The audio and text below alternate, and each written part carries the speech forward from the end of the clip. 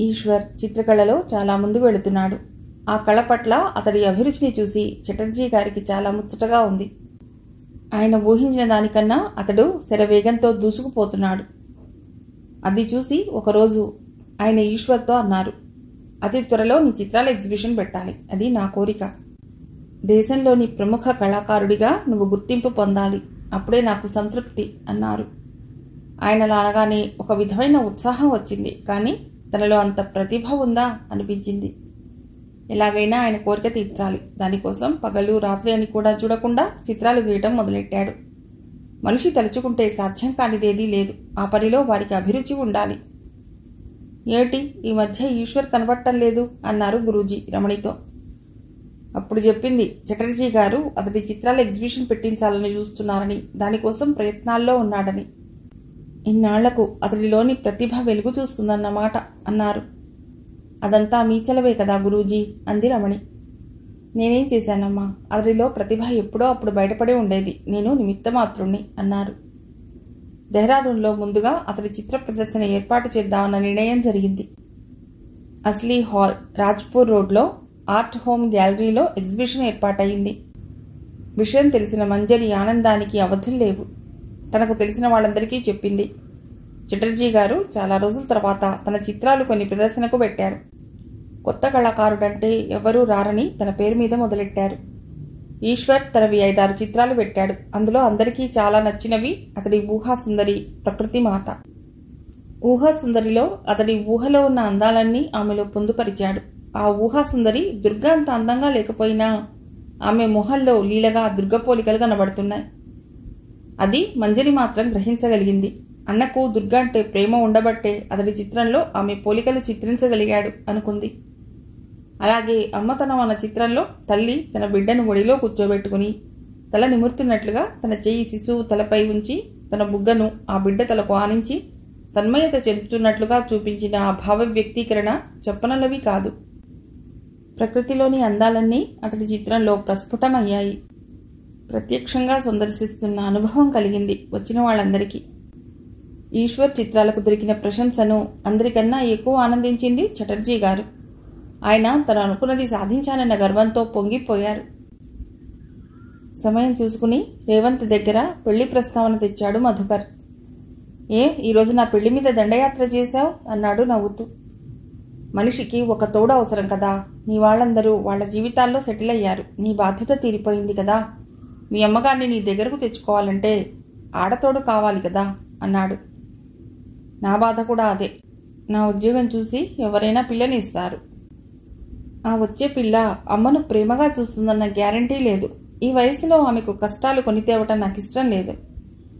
అలాంటి పిల్ల ఒకరున్నారు అంటూ నీలం గురించి చెప్పాడు. ఆలోచించుకో, ఆమెకు తోడు దొరుకుతుంది. నీ కోరిక నెరవేరుతుంది. ఒప్పుకునే ముందు ఆమె గతం తెలిసిన నువ్వు దాని ఛాయలు కూడా నీ భవిష్యత్తులో తొంగి చూడకుండా చూసుకో. అంత విశాల హృదయం ఉంటేనే ఒప్పుకో. బలవంతం ఏమీ లేదు అన్నాడు మధుకర్. సరే, ఆలోచించి చెప్తాను. Okay, take your own time అన్నాడు మధుకర్. సెలవులు వచ్చాక తల్లిదండ్రుల్ని చూడటానికి ప్రయాణమైంది మంజరి.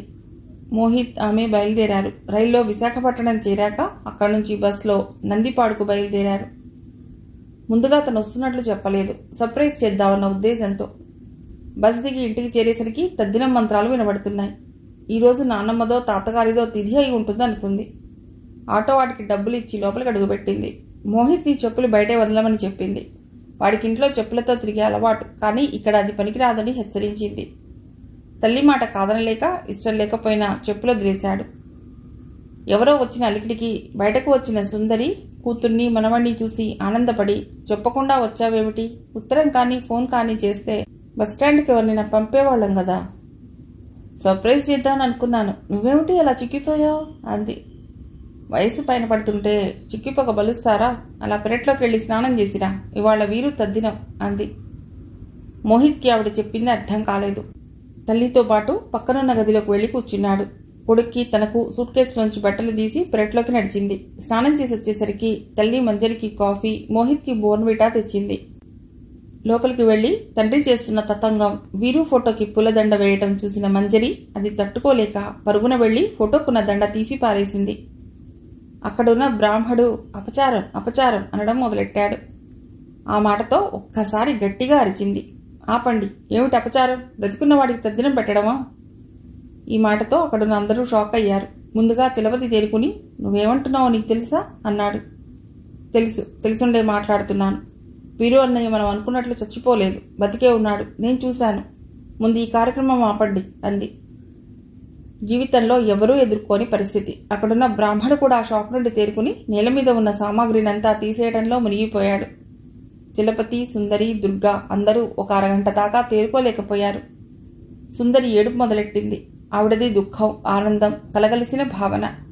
కొడుకు బతికి ఉన్నందుకు ఆనందం, చచ్చిపోయాడనుకుని తద్దినాలు పెట్టారని బాధ. అందరూ తేరుకున్నాక అప్పుడు జరిగిన సంగతంతా వివరించింది. నీకు తెలిసి ఇన్ని రోజులైనా మాకిప్పుడు చెప్తున్నావా? ఫోన్ చేసి చెప్పి ఉండవచ్చు కదా అన్నాడు చలపతి. అన్నయ్య చెప్పవద్దన్నాడు. మధుకర్ కూడా వద్దన్నారు. మీరందరూ వచ్చి ఇంటికి రమ్మంటారని. ఏ ఇంటికి రావటానికేం అన్నాడు చలపతి తనదైన మామూలు ధోరణిలో. నేను ఇలా అంటున్నానని ఏమీ అనుకోవద్దు నాన్న. అన్నయ్యని ఎప్పుడైనా ప్రేమగా చూశారా? ఇంతసేపు పెద్దన్నయ్యతో పోలిస్తూ తనను చిన్నపుచ్చేవారు. ఏనాడు తను ఎందుకు అలా ఉన్నాడు, తనకు ఏం కావాలి అని ఎప్పుడైనా ఆలోచించారా?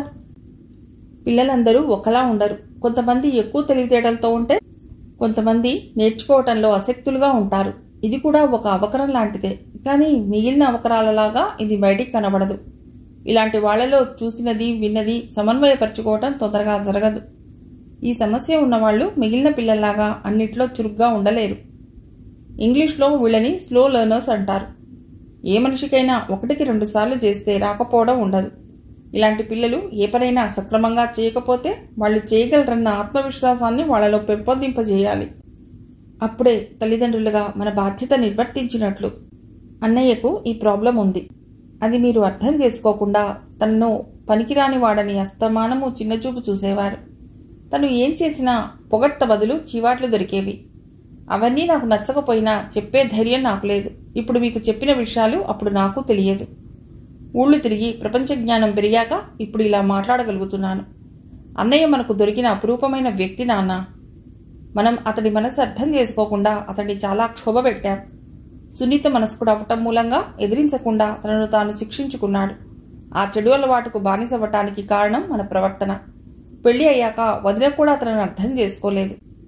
ఇప్పుడు మన లోకంలోకి రావటానికి సిద్ధంగా లేడు అంది మంజరి. కూతురన్న మాటలన్నీ శ్రద్ధగా విన్నాడు. అతడి మనసులో మథన ప్రారంభమైంది. వీరు జీవితం నాశనం కావటానికి తానే కారణమా? అప్పటిదాకా చలనం లేని దానిలా కూర్చుండిపోయిన సుందరి గబగబా లేచి దేవుడి దగ్గర నుండి కుంకుమ తెచ్చి దుర్గ నుదుటిన పెట్టింది. దుర్గ ఇంకా షాక్ నుండి తేరుకోలేదు. నిర్వికారంగా చూస్తూ కూర్చుంది. మంజరి చెప్పిన మాటలు ఆమెకు ఎంతవరకు అర్థమయ్యాయో తెలియదు. ముందుగా చలపతి తేరుకుని, ఉండు, దుర్గ నాన్నగారికి శుభవార్త చెప్పేస్తాను అంటూ అప్పటిదాకా తడిపంచెతో ఉన్న ఆయన బట్టలు మార్చుకుందుకు లోపలికి వెళ్లారు. భోంచేసి వెళ్ళండి, వండిన వంట అంతా అలాగే ఉంది అంది సుందరి. వద్దు, ఆ వంట అంతా ఎవరికైనా ఇచ్చి, అది వద్దు. ఉత్తి పప్పు అన్నమైనా పర్వాలేదు, ఆవకాయ పెరుగు వేసుకుని తిందాం అంటూ చెప్పులు వేసుకుని బయటికి వెళ్లారు. అయ్యో, ప్రయాణం చేసి అలసిపోయి వచ్చి ఉంటావు, నీ సంగతే పట్టించుకోలేదు, పిల్లవాడికి ఆకలిగా ఉందేమో అంటూ హడావుడి పడింది సుందరి. మంజరి లేచి, నడు, నేను కూడా సహాయం చేస్తాను. గబగబా కుక్కర్ పెట్టి ఒక కూర చేసేస్తే సరిపోతుంది అంటూ తల్లితో పాటు వంటింట్లోకి దారితీసింది. తల్లి లేచే లోపల కుక్కర్లో అన్నం పప్పు పెట్టి అరటికాయలు గబగబా తరిగి స్టవ్ మీద పెట్టింది. చకచకా పనిచేస్తున్న కూతుర్ని విచిత్రంగా చూస్తోంది సుందరి. ఎంత జాణ అయిపోయిందో తన చిన్నారి మంజరి అనుకుంది. వియంకుడికి ఫోన్ చేసి విషయం చెప్పాడు చలపతి. దుర్గ తండ్రికి నమ్మబుద్ధి కాలేదు. బావగారు, మీరు వేళాకోళం చేయటం లేదు గదూ అన్నాడు. సగం చచ్చి బతుకుతుంటే వేళాకోళాలేమిటండి? మా మంజరి చెప్పింది, అది వాణ్ణి కలిసి మాట్లాడింది. ఇంకెవరైనా చెప్తే నేను కూడా నమ్మి ఉండకపోదును. దేవుడు మనను కరుణించాడు అన్నాడు. మీరు ఏమి అనుకోనంటే నేను మావిడ మీ ఊరొస్తా. అన్ని విషయాలు మంజరి నోటితో వింటే మాకు కూడా తృప్తిగా ఉంటుంది అన్నాడు. తప్పకుండా రండి, మిమ్మల్ని చూసి దుర్గ కూడా సంతోషిస్తుంది అని ఫోన్ పెట్టి భూత్వాడికి డబ్బులు ఇచ్చి వచ్చేటప్పుడు స్వీట్స్ కొనుక్కుని వచ్చాడు చలపతి. తండ్రి చేతిలోని స్వీట్ ప్యాకెట్ చూసి అతడి ఆనందాన్ని అంచనా వేసుకుంది మంజరి. పోయాడనుకున్న కొడుకు బతికి ఉన్నాడని తెలిస్తే ఆ తల్లిదండ్రుల ఆనందం వర్ణించనలవి కాదు. ఆ రోజు ప్రతి ఏడాది ఏడుస్తూ తద్దినం భోజనం చేసేవారు. ఈరోజు ఆనందంగా పప్పు అన్నం తింటున్నారు. తెల్లవారేసరికి దుర్గ తల్లిదండ్రులు వచ్చేశారు. మళ్ళీ మంజరి నోట వీరు కబుర్లు విని ఆనందించారు. బావగారు, వీలైనంత తొందరలో మనం ఆ ఆశ్రమానికి వెళ్లి అల్లుడుగారిని తీసుకొచ్చేద్దాం అన్నాడు దుర్గ తండ్రి. వెంటనే మంజరి, ఆ పని మాత్రం చేయకండి, అన్నయ్య రాడు. వాడు చెప్పవద్దన్నా నేను ఉండబట్టలేక చెప్పాను. వాడు అక్కడ వాడికి నచ్చిన ప్రపంచంలో బతుకుతున్నాడు. వాడు జీవించి ఉన్నాడన్న సంతోషంతో మిమ్మల్ని మీరు సరిపెట్టుకోండి. వాడి ప్రగతికి మీరు అడ్డు రాకండి అంది. అదే మాటమ్మా అలా అంటున్నావు? అమ్మ, నాన్న, భార్య, పిల్లల కన్నా ఎక్కువ ఏదైనా ఉందా అన్నాడు. నేను అన్నానని కాదు, మీరందరూ కలిసి అన్నయ్యకేమిచ్చారు? వాడికి కావలసిన ఆప్యాయత, ప్రేమ మీ నుండి దొరికాయా? మీరందరూ కదూ వాడిని ఒంటరి చేసి వాడిని అర్థం చేసుకోకుండా మీ స్వార్థాలు చూసుకున్నారు. చివరికి వాడి కొడుకుని కూడా వాడికి దూరం చేశారు అంది బాధగా. ఇన్నాళ్ళు వాళ్ళు చేసిన తప్పులు వాళ్ళకు తెలియవు. ఇప్పుడు మంజరి ఎత్తి చూపేసరికి ఏం మాట్లాడాలో తెలియక నోరు మూసుకున్నారు. చివరికి చిలపతి అన్నాడు, ఇప్పుడు మమ్మల్ని ఏం చేయమంటావు? నేను తిరిగి వెళ్ళాక అన్నయ్యతో మాట్లాడి మీకు ఫోన్ చేస్తాను. వాడికి ఇష్టమైతే ఒకసారి వాడిని వచ్చి చూడండి, లేకపోతే ఈ ఆనందంతో సంతోషపడండి అంది. తన పెట్టెలోంచి ఒక పేపర్ కటింగ్ తీసి వాళ్ళకు చూపించింది. చూడండి, పనికిరాని వాడన్న అన్నయ్య ఇప్పుడు మంచి కళాకారుడిగా మారాడు. వాడిలోని ఈ టాలెంట్ని మీరు పిచ్చి గీతలు అన్నారు. గురూజీ అది గుర్తించి వాడిని కళాకారుడిగా నిలబెట్టారు అంది మంజరి. తిలపతికి ఆశ్చర్యంతో నోటమాట రావటం లేదు. తను పిచ్చి మొక్క అనుకుని ఎరువు వేయకుండా వదిలేసిన మొక్క ఈనాడు నలుగురిలో మంచి గుర్తింపు పొందే స్థితికి ఎదిగింది. తను ఎంత దౌర్భాగ్యుడు! తన రక్తాన్ని తాను గుర్తించలేకపోయాడు. అతడు బతికి ఉన్నప్పుడు దుర్గా పిల్లవాడి బాధ్యత అతడిదే కదా, మేమెన్నాళ్ళుంటాం అన్నాడు దుర్గ తండ్రి. అప్పుడు దుర్గ నోరు విప్పింది. ఆయన అక్కడ ఆనందంగా ఉండనివ్వండి. మేమిద్దరము కలవని ధృవాలం. ఇన్నాళ్ళు ఆయన లేకుండా బతకడానికి అలవాటు పడ్డాం కదా. ఇప్పుడు ఆయన బతికి ఉన్నారన్న కొండంత ధీమా నాతో ఉంది. ఇన్నాళ్ళు తండ్రి లేడనుకున్న నా బిడ్డకు గర్వంగా, ఇదిగో ఈ కళాకారుడు నీ తండ్రి అని చెప్తాను. ఈ జన్మకు నాకు ఇది చాలు. వచ్చే జన్మంటూ ఉంటే ఇంత మంచి భర్తనిచ్చి ఆయన అర్థం చేసుకునే మనస్సు కూడా ఇమ్మని భగవంతుడిని ప్రార్థిస్తాను అంది. ఆనందం పట్టలేక గట్టిగా చప్పట్లు కొట్టింది మంజరి. వదినను గట్టిగా కౌగిలించుకుంది. మంజరి, ఆయన కలిసినప్పుడు చెప్పండి, బాబు ఆయన్ని కోరుకుంటున్నాడని, వాడు ఆయన్ని చూడటానికి అనుమతినివ్వమని అంది దుర్గా. తప్పకుండా వదిన, అలాగే చెప్తాను అంది. అమ్మా, నాన్న, మీరందరూ యాత్రల పేరు చెప్పి మా ఊరు రండి. మళ్ళీ మేము అక్కడి నుంచి ట్రాన్స్ఫర్ అయ్యి వెళ్ళిపోతే మీకు ఇంత మంచి అవకాశం దొరకదు. ఇప్పుడే అన్నయ్యను కూడా చూడవచ్చు అంది మంజరి. అలాగేనమ్మా, నీ సలహా బాగుంది. వీలు చూసుకుని అలాగే వస్తాం అన్నాడు చిలపతి. మన హడావుడిలో మనం మాధురికి వీరు గురించి చెప్పడం మర్చిపోయాం అన్నాడు చిలపతి. అవును, అక్కకు చెప్పడం మర్చిపోయాం. ముందు నేను అన్నయ్యను హృషికేశ్లో చూసినప్పుడు అక్కకు ఫోన్ చేసి చెప్పాను. అప్పుడు అక్క అంతా నా భ్రమ అంది. దానికి తప్పకుండా చెప్పాలి. ఉండండి, నేను ఇప్పుడే ఫోన్ చేసి చెప్తాను అంది మంజరి. తన సెల్ ఫోన్లో వెంటనే ఫోన్ చేసి చెప్పింది. అక్క, నేను మంజరిని మాట్లాడుతున్నాను. ఆ రోజు నేను చెప్తే నాది భ్రమ అన్నావు కదా, వీరు అన్నయ్య బతికే ఉన్నాడు అంటూ వివరాలు చెప్పింది. ఇంతకీ నువ్వు ఎక్కడి నుంచి మాట్లాడుతున్నావు అని అడిగింది మాధురి. నేను అమ్మ వాళ్ళ దగ్గరికి వచ్చాను అంది మంజరి. తిరిగి వెళ్ళేటప్పుడు మా ఇంటికి వచ్చి అన్ని సంగతులు వివరంగా చెప్పాలి. అప్పుడే నాకు ఆనందం. నిన్ను కూడా చూసినట్లుంటుంది అంది మాధురి. అలాగే అక్క, తప్పకుండా వస్తాను. అంత చిన్న సాధనంలో పెద్ద కూతురితో మాట్లాడిన మంజరిని చూసి సుందరికి ఆశ్చర్యం కలిగింది. వాళ్ళు ఇంకా పాతకాలంలో జీవిస్తున్నారు. ఇంట్లో ఫోన్ పెట్టుకోమంటే చిలపతి, వద్దు దండగా, మాకు ఫోన్ ఎవరు చేస్తారు? ఎంచక్కా ఉత్తరాలు రాసుకుంటుంటే మళ్ళీ చదువుకోవచ్చు అంటాడు. దీన్ని సెల్ ఫోన్ అంటారమ్మా.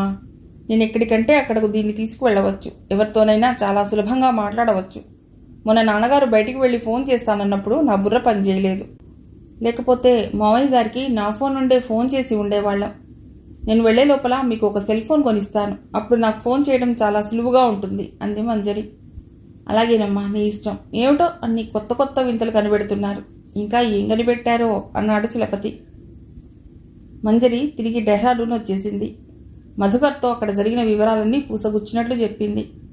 మొత్తానికి మీ అన్న బతికి ఉన్నాడన్న సంగతి చెప్పేశావు కదా అన్నాడు. మధుకర్ వేళాకోళానికి కోపం వచ్చింది. రోషంగా అంది. మామూలుగా అయితే నేను అంత తొందరగా చెప్పకపోదును. నా ఎదురుగా బతికున్న మనిషికి పిండాలు పెడుతుంటే నేను తట్టుకోలేకపోయాను. సగం చచ్చి బతుకుతున్న వాళ్లకు జీవితం మీద మళ్లీ ప్రేమ పుట్టేటట్లు చేసి వచ్చాను తప్ప అంది. లేదురా, జస్ట్ జోక్ చేశానంతే. Don't take it serious. అసలు విషయం చెప్పడం మర్చిపోయాను. రేవంత్తో మాట్లాడాను. అతడు ఫేవర్గానే ఉన్నాడు. ఒకసారి నీలంకు అతడికి మీటింగ్ ఏర్పాటు చేస్తే బాగుంటుంది. ఇద్దరూ మాట్లాడుకుని ఒక డెసిషన్కి వస్తారు అన్నాడు. ఎంత మంచి వార్త చెప్పారండి. నేను రేపు స్కూల్లో నీలంతో మాట్లాడి ఒకరోజు బాబును మనం ఉంచుకుని వాళ్ళిద్దరినీ బయటికి ఎక్కడికైనా పంపుదాం. అలా అయితే మనసులు విప్పి మాట్లాడుకునే అవకాశం దొరుకుతుంది. మావిడ బుద్ధి పాదరసంలా పనిచేస్తోందే అన్నాడు. అవును, సహవాస దోషం మరి. అంతేనంటావా అని నవ్వాడు. అతడి నవ్వులో ఆమె కూడా శృతి కలిపింది. మర్నాడు స్కూల్లో లీజర్ అవర్లో రేవంత్ గురించి చెప్పింది. మంజరి చెప్పింది విని నీలం ఆశ్చర్యపోయింది. ఇదివరలో తను మాట్లాడితే జరిగే పని కాదని అనుకుంది. అంతగా పట్టించుకోలేదు. అనుకున్నది సాధించేదాకా నిద్రపోని తత్వం ఉన్న మనిషిలా ఉంది అనుకుంది నీలం. ఒక్కసారి అతన్ని కలు, అతడితో మాట్లాడి నీకు ఇష్టమైతేనే ఒప్పుకో, బలవంతమేమీ లేదు. నాకు తెలిసినంత వరకు అతడు చాలా మంచివాడు. ఎన్నాళ్ళు నువ్వు మాత్రం ఒంటరిగా బతుకుతావు? సరే, నువ్వంతగా చెప్తున్నావు. నువ్వు నా మంచి కోరేదానివని నాకు తెలుసు అంది. అయితే వచ్చే శనివారం బాబును నా దగ్గర వదిలేసి మీరిద్దరూ మస్సోరీ వెళ్ళండి. మీకు మాట్లాడుకునేందుకు ప్రైవసీ దొరుకుతుంది అంది మంజరి. మంజరి చెప్పిన ప్లాన్ ప్రకారం బాబును మంజరి దగ్గర వదిలి రేవంత్, నీలం మస్సోరీ వెళ్లారు. ఇద్దరికీ ఒకరి అభిప్రాయాలు ఒకరికి నచ్చాయి. కలిసిన మనసులతో తిరిగి వచ్చారు. ఆ నెక్స్ట్ సాటర్డే బాబును తీసుకుని మంజరి ఇంటికొచ్చింది. బాబుకు ఏ విధంగా చెప్పాలో ముందుగానే డిసైడ్ చేసుకున్నారు. మంజరి కొంత గ్రౌండ్ వర్క్ చేసింది. దానితో వారి పని సులువయింది. బాబు రేవంత్ని తన డాడీగా యాక్సెప్ట్ చేశాడు. సింపుల్గా నీలం రేవంత్ల పెళ్లి అయిపోయింది. రేవంత్ తల్లి, అతడి తోబుట్టువులు నీలంను మనస్ఫూర్తిగా ఆహ్వానించారు. నీలంకు దొరికిన అదృష్టానికి ఎంతో సంతోషించారు ఆమె తల్లిదండ్రులు. దానికి కారకురాలైన మంజరికి కృతజ్ఞతలు తెలుపుకున్నారు. నీలం ఇంతకు ముందు తన ఉన్న ఇల్లు ఖాళీ చేసి రేవంత్ క్వార్టర్స్కు మారిపోయింది. ఆమె పెళ్లికి ఈశ్వర్, రమణి, గురూజీ ఇంకా కొంతమంది ఆశ్రమం నుండి వచ్చారు. ఈశ్వర్ చక్కని పెయింటింగ్ వేసి ఆమెకు బహూకరించాడు. ఇప్పుడు అతడి నెక్స్ట్ టార్గెట్ ఢిల్లీలో ఎగ్జిబిషన్ పెట్టాలని. అన్నయ్య ఎదుగుదలకు అమితంగా సంతోషపడింది మంజరి. రమణి ఇప్పుడు తన సమయాన్ని, మనస్సుని ఎక్కువగా ఆధ్యాత్మికత వైపు నడిపిస్తోంది. ఎక్కడైనా మహాత్ములు ఎవరైనా ఉపన్యాసాలు ఇస్తున్నారని తెలిస్తే అక్కడికి వెళ్ళిపోతోంది. ఆమె తమకెవ్వరికీ అందనంత ఎత్తుకు ఎదిగిపోతోందని గురూజీ గ్రహించారు. మంజరి చెప్పినట్లుగా యాత్రలు చేస్తే బాగుంటుందనిపించింది. అదీగాక అందరి మనస్సుల్లో వీరుని చూడాలన్న కోరిక కూడా చాలా బలంగా ఉంది. అందుకే ట్రైన్ టికెట్స్ రిజర్వ్ చేసుకుని మంజరికి ఫోన్ చేశారు. అమ్మా నాన్న వస్తున్నారంటే చాలా ఆనందంగా ఉంది. వాళ్లకు భాష రాదు కాబట్టి నేను ఢిల్లీ వెళ్ళి అక్కడ అన్నీ వాళ్లకు చూపించి ఇక్కడకు తీసుకొస్తాను. ఇక్కడ అంతా చూపించే బాధ్యత నీది అన్నాడు మధుకర్. బాగుంది ఐడియా, అలాగే చేద్దాం అంది. ఈశ్వర్కు చెప్పింది అమ్మా నాన్న వస్తున్నారని. వాళ్లకు నా గురించి చెప్పావా అని అడిగాడు. తను ఊరు వెళ్ళినప్పుడు జరిగిన సంగతులన్నీ చెప్పింది. నువ్వు చనిపోయావని పొట్టు అన్నీ తీసేసి ఉపవాసాలతో తనను తాను కృషింపజేసుకోవటం మొదలెట్టింది వదిన. నీ జీవితానికి అడ్డురానని కూడా చెప్పింది. వదిన ఇప్పుడు చాలా మారిపోయిందిరా అంది. అనుకుంటున్నట్లుగా సెలవు పెట్టి మధుకర్ ఢిల్లీ వెళ్లి మామగారు ఆయనతో వచ్చిన వాళ్ళందరినీ రిసీవ్ చేసుకుని వాళ్లకు ఢిల్లీ, ఆగ్రా అన్నీ చూపించి డెహ్రాడూన్ తీసుకొచ్చాడు. అత్తగారు మామగారితో పాటు దుర్గా, బాబు, దుర్గ తల్లిదండ్రులు కూడా వచ్చారు. అందర్నీ చూసి ఆనందపడిపోయింది మంజరి. నా పెళ్లి అయి ఇన్నాళ్లైనా దూరం అని ఇన్నాళ్ళు రాలేదు. ఎలాగైనా మొత్తానికి వచ్చారు. నా కోసం వచ్చారా లేక అన్నయ్యని చూడ్డానికి వచ్చారా అంది. రెండూ అనుకో. మేము వస్తున్నామని వీరుకి చెప్పావా? ఏమన్నాడు అని అడిగాడు చలపతి. ఏమీ అనలేదు. మిమ్మల్ని చూడటానికి ఏమీ అభ్యంతరం లేదు. తనని తిరిగి మీ దగ్గరకు రమ్మనకుండా ఉంటే చాలు అంది. లేదమ్మా, వాడి ఆనందాన్ని ఎందుకు పాడు చేస్తాం? ఒకసారి వాడిని కళ్ళారా చూడాలన్న కోరికను అణుచుకోలేకపోయాను. పుణ్యం, పురుషార్థం రెండూ కలిసి వస్తాయని తీర్థయాత్రలకు బయలుదేరాం అన్నాడు. ముందుగా అన్నయ్యని చూస్తారా లేక తిరుగు ప్రయాణంలో చూస్తారా అని అడిగింది. ముందే వాణ్ణి చూద్దాం. ఎప్పుడు వెళదాం అన్నాడు చలపతి. టూరిస్ట్ బస్లో మీకు బదరి, కేదార్నాథ్, గంగోత్రి, యమునోత్రి అన్నీ చూపించే దాంట్లో బుక్ చేశాను. మీ బస్ ఋషికేశ్ నుంచి బయలుదేరుతుంది కనుక ముందు ఇక్కడి నుండి ఆశ్రమానికి వెళ్లి అన్నయ్యని చూశాక మిమ్మల్ని ఋషికేశ్లో బస్ ఎక్కిస్తాం, సరేనా అంది మంజరి. మీరెవరూ రారా అన్నాడు చలపతి. ఆయనకు సెలవు లేదు నాన్న, మోక్షిత్కి పరీక్షలు, అందుకే నేను రావటం లేదు. అదిగాక నాకు కూడా స్కూల్ పోతుంది అంది. అంతగా మీరు బలవంతం చేస్తే వస్తాను. నువ్వు కూడా రా అమ్మా, నువ్వు ఉంటే కొంచెం ధైర్యంగా ఉంటుంది అన్నాడు చలపతి. సరే అలాగే, నాకు కూడా టికెట్ కావాలని ట్రావెల్స్ వాళ్లకు చెప్తాను. మంజరి వాళ్ల కారు కాక ఇంకో కారు అద్దెకు తీసుకుని అందరూ ఆశ్రమానికి బయలుదేరారు. తాము వస్తున్నట్లుగా ముందుగా గురూజీకి తెలిపారు. కార్లు ఆశ్రమంలోనికి అడుగుపెట్టాయి. ఆ ప్రశాంత వాతావరణం అందరికీ నచ్చింది. వాళ్లను ఆహ్వానించటానికి ఇదివరకులా రమణి రాలేదు. రమణి వస్తుందేమో ఎలా చెప్పాలా అనుకుంది. రమణి గురించి తల్లిదండ్రులకు చెప్పలేదు. ముందుగా గురూజీని కలవటానికి వెళ్లారు. గురూజీ అంటే చాలా పెద్ద వయస్సున్న మనిషిగా ఊహించుకున్న చలపతికి అతన్ని చూసి ఆశ్చర్యం కలిగింది. 50 కన్నా ఎక్కువ ఉండకపోవచ్చుననిపించింది. ఇంత చిన్న వయసులో ఎంత మహోత్కృష్టమైన పని చేస్తున్నారు అని అనుకోకుండా ఉండలేకపోయారు ఆయన చూసిన వాళ్ళందరూ. గురూజీ చిరునవ్వుతో అందరినీ ఆహ్వానించారు. కూర్చోండి అంటూ అక్కడున్న ఆసనాలు చూపించారు. మంజరి అందరినీ పరిచయం చేసింది. ఈశ్వర్ని కలిశారా అని అడిగారు. ఇంకా లేదు, ముందుగా మిమ్మల్ని కలవాలని వచ్చాం అంది మంజరి. సరే, ఈశ్వర్ని రమ్మన్నానని చెప్పండి అన్నారు అక్కడున్న మనిషితో. ఆ మనిషి పిలవగా ఈశ్వర్ అక్కడికొచ్చాడు. తన వాళ్ళందరినీ అక్కడ చూడగానే మనస్సు భావోద్వేగానికి లోనయ్యింది. ఇన్నాళ్లు వాళ్లకు దూరంగా తనదైన ప్రపంచంలో బతకటం అలవాటు చేసుకున్నాడు. తన భావాల్ని బయటకి రాకుండా చూసుకుంటూ, గురూజీ పిలిచారుట అన్నాడు. నీకోసం నీ వాళ్ళందరూ వచ్చారు అన్నారు. ఇప్పుడందరూ నా వాళ్లే గురూజీ, ఈ ఆశ్రమం నాది, ఇక్కడున్న వాళ్ళందరూ నా వాళ్లే అన్నాడు. అతని మాటలకు చిరునవ్వే సమాధానంగా ఇచ్చారు గురూజీ. ఆ చిరునవ్వెందుకో ఈశ్వర్కి తెలుసు. నీ బాధ్యత నువ్వు నిర్వర్తించు అని. అందుకే బాగున్నారా నాన్న, అమ్మా అని వాళ్ల పాదాలకు నమస్కరించాడు. మామగారిని అత్తగారిని కూడా పలుకరించి నమస్కరించాడు. దుర్గవైపు తిరిగి బాగున్నావా అన్నాడు. భర్తలో వచ్చిన మార్పును చాలా విచిత్రంగా చూస్తోంది. ఇతడు తానెరిగిన మనిషి కాదు, అగ్నిలో పునీతమైన బంగారంలా ఉన్నాడు. ఇతన్ని చేరుకోవాలంటే ఈ జన్మ చాలదు అనుకుంది. అసంకల్పితంగా అతడి పాదాలకు దండం పెట్టింది. ఊహించని ఈ పరిణామానికి సడన్గా తన పాదాలను వెనక్కి తీసుకున్నాడు.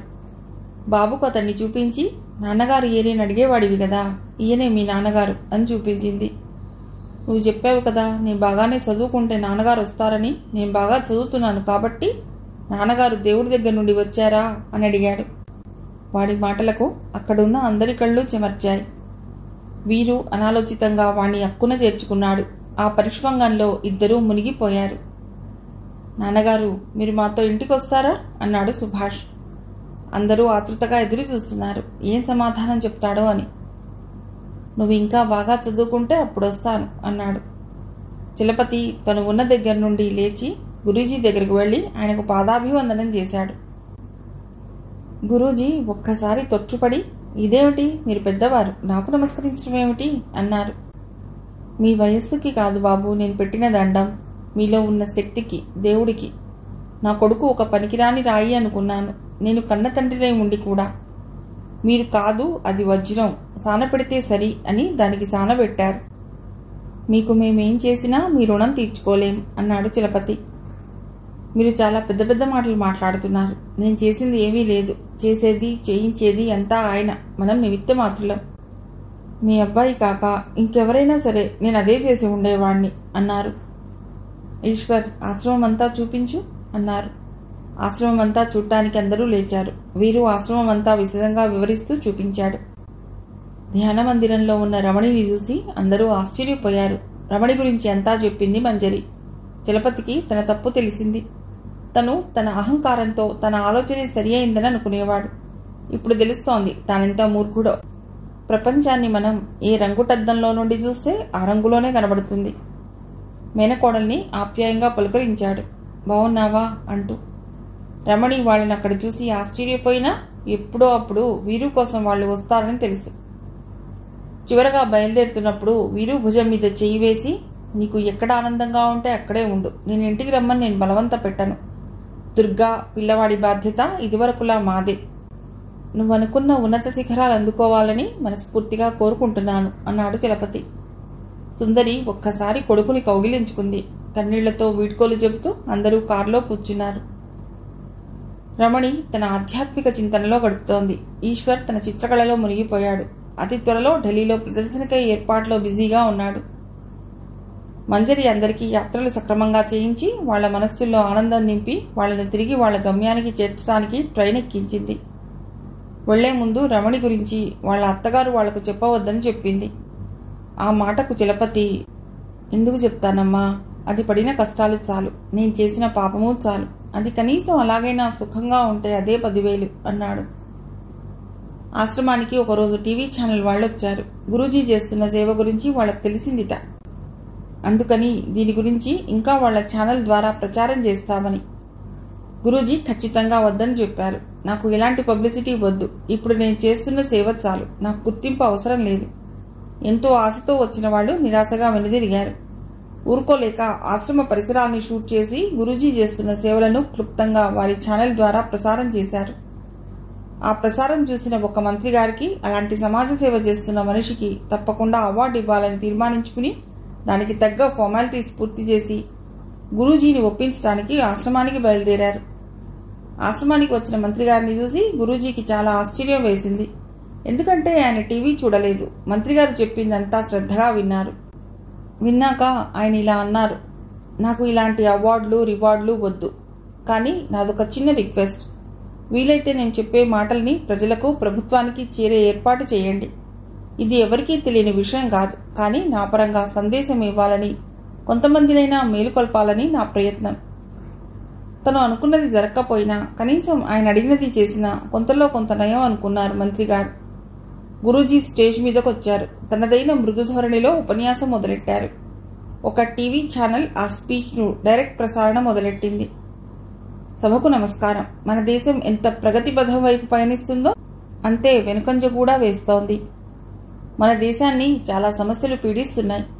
అందులో ముఖ్యంగా ఈ డ్రగ్స్ అనే మహమ్మారి. దీనికి మూలం పాశ్చాత్య నాగరికత. అనుకరణ మంచిదే, కానీ మనకు ఏది మంచిదో అది అనుకరించి దాని నుండి లాభాలు పొందితే బాగుంటుంది. నేషనల్ సర్వే ప్రకారం 2011 నాటికి 70 మిలియన్ల మంది డ్రగ్స్ వాడుతున్నట్లుగా తేలింది. నేటి యువత డ్రగ్స్ ఆశ్రయించడానికి కారణం ఏమిటని మనం ఎప్పుడైనా ఆలోచించామా? యువత రక్తం ఉడుకు రక్తం. గుర్రం కదం తొక్కటానికి సిద్ధపడ్డట్టుగా కొత్తదాన్ని అన్వేషించాలని, కొత్తవి తెలుసుకోవాలని అభిలషిస్తారు. వారిలో ఉండే ఈ కోరిక సక్రమ మార్గంలో పయనిస్తే పర్వాలేదు, అది వక్రిస్తేనే ప్రాబ్లం. తల్లిదండ్రులు ఇద్దరు ఉద్యోగస్తులు అవ్వటం, వాళ్ల ఉద్యోగాలతో వాళ్లే ఒత్తిడికిలోనే బాధపడుతున్నప్పుడు పిల్లల గురించి ఆలోచించడానికి వాళ్లకు టైం లేదు. పిల్లలకు అన్ని డబ్బుతో కొని ఇవ్వగలుగుతున్నామని అనుకుంటారు. వాళ్ళు అడిగినవన్నీ కొనటం, వాళ్లకు అందుబాటులో కావలసినంత డబ్బు అన్నీ తోడవుతున్నాయి. ప్రతిరోజు న్యూస్లో పబ్లో కాలేజీ స్టూడెంట్స్ అని, కాలేజీలో డ్రగ్స్ అమ్ముతున్నారని వచ్చినా ఇటు ప్రభుత్వం కూడా తగిన చర్యలు తీసుకోవటం లేదు. ముందుగా కుతూహలంతో మొదలెట్టి స్నేహితులు చేస్తున్నారు, మనం చేద్దామని మొదలెడతారు. కొంతమంది ఒత్తిడి తగ్గించుకునేందుకు, ఆరాటం డిప్రెషన్ తగ్గించుకునేందుకు దీన్ని ఆశ్రయిస్తున్నారు. ఇంకా చాలా కారణాలున్నాయి. వీటి నుండి తమ పిల్లలను కాపాడుకునేందుకు తల్లిదండ్రులు ముఖ్యంగా చేయవలసింది, మీ పిల్లలు ఎప్పుడు ఏం చేస్తున్నారో, వాళ్ల స్నేహితులు ఎలాంటి వాళ్ళో కనిపెడుతూ ఉండండి.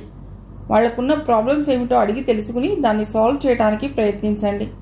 వాళ్ల అభిరుచులు, వాళ్ల యాక్టివిటీస్ ఏమిటో తెలుసుకుని దానికి తగ్గట్టుగా వాళ్ల కోరికలు నెరవేర్చే ప్రయత్నం చేయండి. మీ పిల్లలతో బలమైన ప్రేమైక బంధాలతో వ్యవహరించండి. వాళ్ల అవసరాలను మీరు వాళ్లకు లభ్యమయ్యే విధంగా చూసుకోవటం, వాళ్ల మాటలు వినటం, వాళ్లతో మాట్లాడటం, వాళ్ళు చేసే పనులకు వాళ్లను ప్రశంసించటం, మంచి చెడుల విచక్షణ కలిగించటం, ఇవన్నీ చేయటం తల్లిదండ్రులుగా మీ బాధ్యత.